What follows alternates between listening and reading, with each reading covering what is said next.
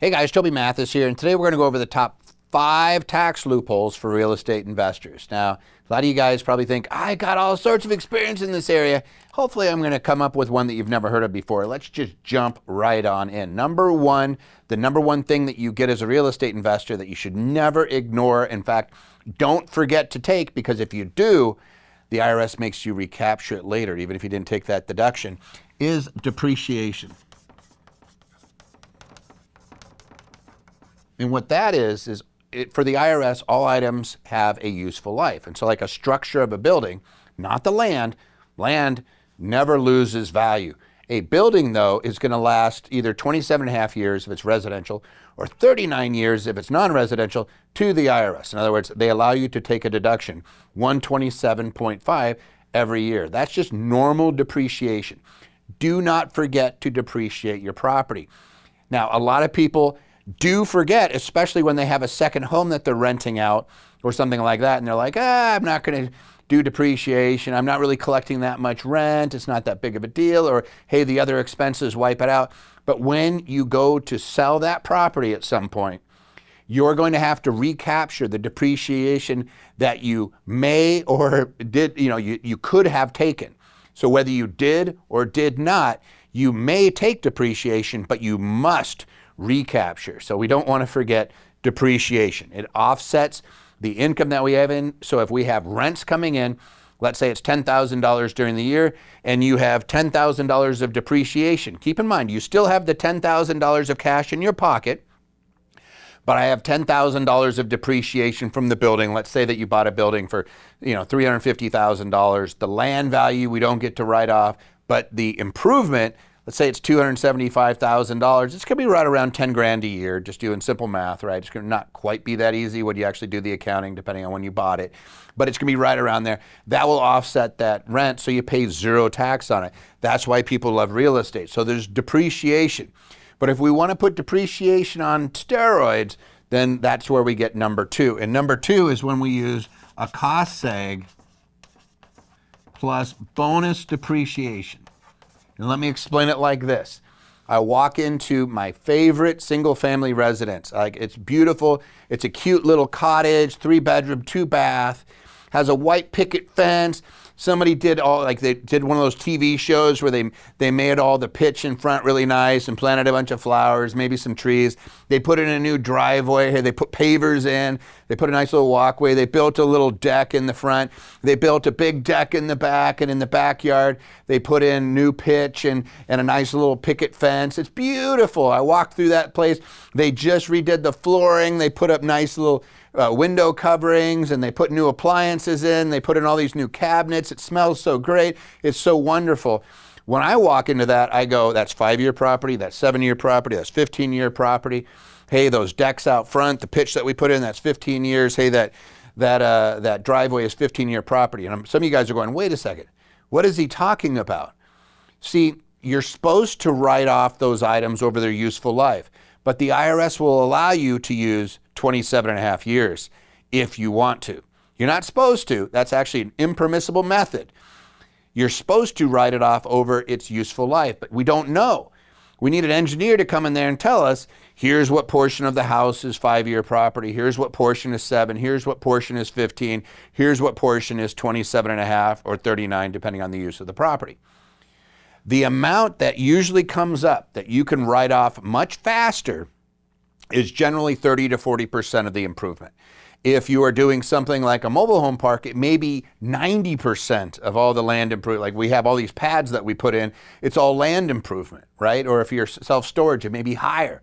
It depends on your building and its facts and circumstances, which is why they say you do a cost seg report, you have a study done, and they say, here's the amount. Now let's say that it's 40%. So let's just pretend we bought a property for, let's just say $700,000. $200,000 of it is land. So $500,000 is improvement, and of that $500,000, $200,000 of that is 5, 7, or 15-year property. Then we could bonus it. As we sit here today, I can bonus 60% of the $200,000. So if I have a $200,000 worth of 5, 7, 15-year property, I can take what is that? 60% of $200,000, $120,000 immediately. And then I write off the rest of that over its useful life, 5, 7, or 15 years. And then I write off the rest of it over 27 and a half years. Now, you might be scratching your head going, Toby, that sounds really complicated. I'm writing things off much faster, which means I get tax benefit today. So if that $120,000 offsets $120,000 of income that I am paying tax at 30%, then that is worth $36,000 to me today of tax savings in my pocket today that now I can go invest. And obviously it's more and more and more and more, the more that we're able to turbocharge. Now what really matters is what year you actually purchase that rental and put it into service. It doesn't matter the year we actually do that cost seg. We could cost seg a property that I bought 3 years ago. The bonus depreciation on property that was purchased 3 years ago, by the way, is 100%. I would get a $200,000 deduction. Boom. Immediately, right now, if I wanted to do that. Yes, you can do that. You could do it at any point. I can do a catch-up. So that is the power of cost seg, and that's why it's number 2 on our list of 5. Number 3, a lot of you guys know this, we have something called a 1031 exchange. There's like-kind exchange, there's reverse exchange, there's all sorts of different types of exchanges. At the end of the day, it boils down to this. I sell real estate, and so long as I buy real estate of equal or greater value, then I pay no tax on the sale. So even if it's going up in value, even if it's, I bought it at 100,000 and now it's $1 million, and I sell it for $1 million, so long as I reinvest that $1 million in real estate, and it could be land, condos, single family, commercial, any sort of real estate, if it's in the U.S., has to be U.S. or U.S. territories. If it's outside the U.S., it has to stay foreign property. That's the only distinction for real estate. So I could, as long as I buy more real estate, I pay 0 tax. The basis of that first property, the 100,000, flows through to the new properties. And I could do this again and again and again so that I never pay tax on my real estate. That is why it's so powerful.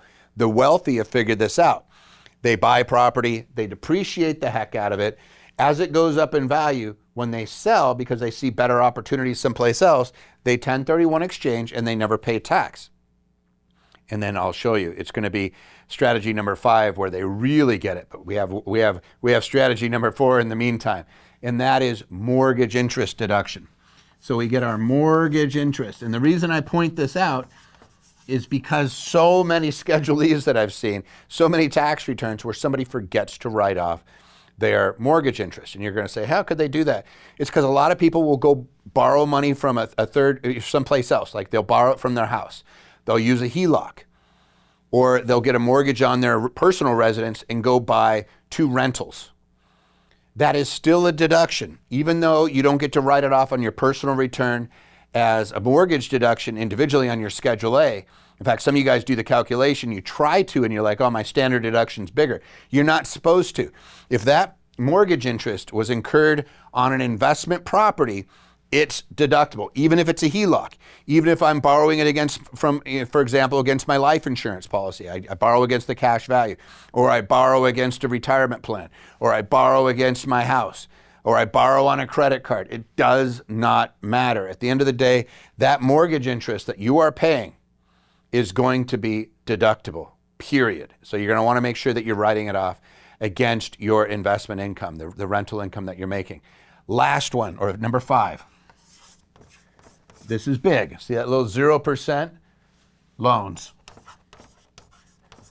As my real estate, as I buy and accumulate real estate, so I buy $100,000 of real estate over time, it turns into $1 million. I sell it and buy $1 million, but I divide it up amongst 3 properties. I buy a bunch of properties. Those become worth $3 million, and I borrow money. I borrow $1 million out of it. I started with $100,000. I borrowed $1 million back. You know how much tax I pay? 0. The loans are not taxable. When I borrow against my real estate, there's a few little rules that you have to follow as far as being at risk and things like this. But if you're just an individual, you have a small structure, maybe you're using a Wyoming holding company and you have a bunch of LLCs beneath it because you understand asset protection and how important it is to keep your affairs private. But that's what you're doing. This is a great strategy for you to borrow. In fact, the rich people, we call it buy, borrow, die. You buy assets, they go up in value, you borrow against them, pay zero tax, and then when you pass away, here's your bonus. Here's a bonus. This is number 6, but it's just, we're going to call it bonus. Your basis steps up.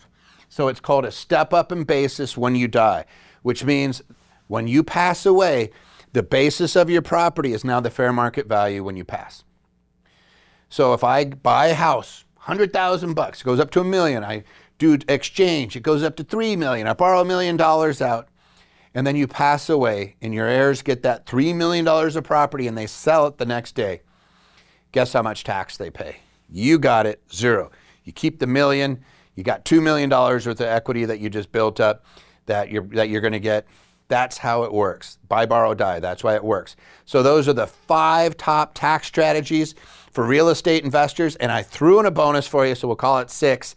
If you like this type of information, like and subscribe. If I missed anything, put it down in the comments, or if there's any ideas that you want me to cover on this channel, put it down in the comments. I'll see you later.